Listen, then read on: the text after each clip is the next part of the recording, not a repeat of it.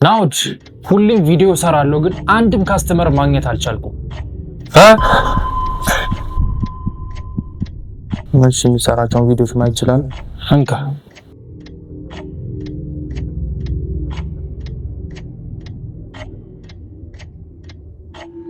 መጀመሪያ ተረጋጋ።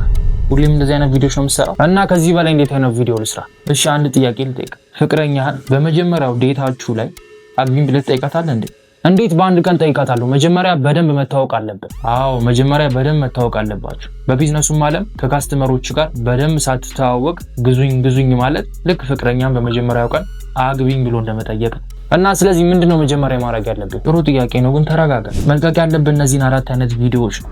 የመጀመሪያው ስቶሪ ቴሊንግ፣ በህይወት ላይ ያጋጠሙን ውጣ ውረዶችና እንዴት እንዳለፍካቸው ለተመልካቾች ሼር ማድረግ። ይሄ በዋነኝነት በጣም እምነት ለመገንባት ይጠቅማል።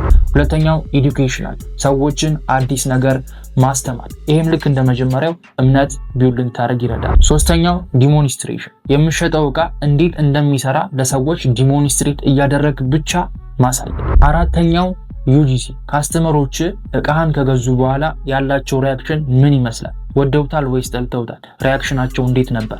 ይህንን በቪዲዮ መልኩ ቀርጾ ፖስት ማድረግ። ከዛ በኋላ ግዙኝ ማለት አይጠበቅብም። ሰዎች በራሳቸው ፍቃድ ወደ አንተ ይመጣሉ። ስለዚህ እናንተም በመጀመሪያው ዴት ፕሮፖዝ አታድርጉ። መጀመሪያ በደንብ ተዋወቁ። እነዚህን 4 አይነት ቪዲዮዎች ፖስት በማድረግ ከካስተመሮቻችሁ ጋር በደንብ መተዋወቅና ዋናውና አስፈላጊውን እምነት መገንባት ትችላላችሁ። ቴንክ ዩ